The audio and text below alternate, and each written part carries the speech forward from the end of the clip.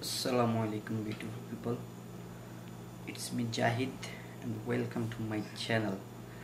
Today we'll talk about our childhood life.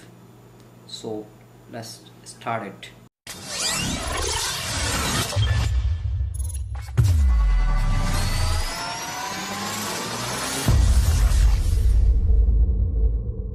আসলে একটা সময় ছিল আজ থেকে আরো 15 বছর আগে, যখন গ্রামে ছোট্ট একটা ঘরে ছোট ছোট বাচ্চাদের আরবি পড়ানো হতো, যেটাকে আমাদের গ্রামের ভাষায় কাচারি ঘর বলা হয়।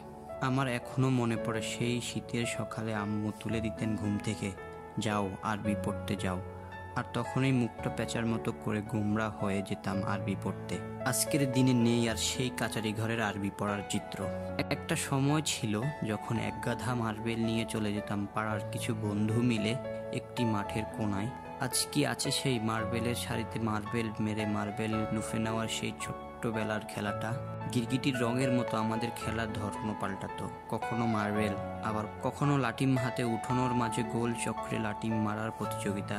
এদিকে বিকেল ঘনিয়ে এলে ব্যাট বল হাতে মাঠে নেমে হই উল্লাসে মেতে ওঠা। আজও মনে পড়ে সেই চিটিং করা ক্রিকেট ম্যাচের দিনগুলোর কথা। এদিকে সন্ধ্যা ঘনিয়ে আসার পূর্বে বাড়ির উঠোনে একদল কিশোরী হই উল্লাসে মেতে ওঠা, কতই না রং বিরঙ্গের খেলাধুলা। তবে কোথায় যেন হারিয়ে গেছে সেই শৈশবের চিত্রগুলো, গ্রামেও আর নেই সেই দৃশ্য।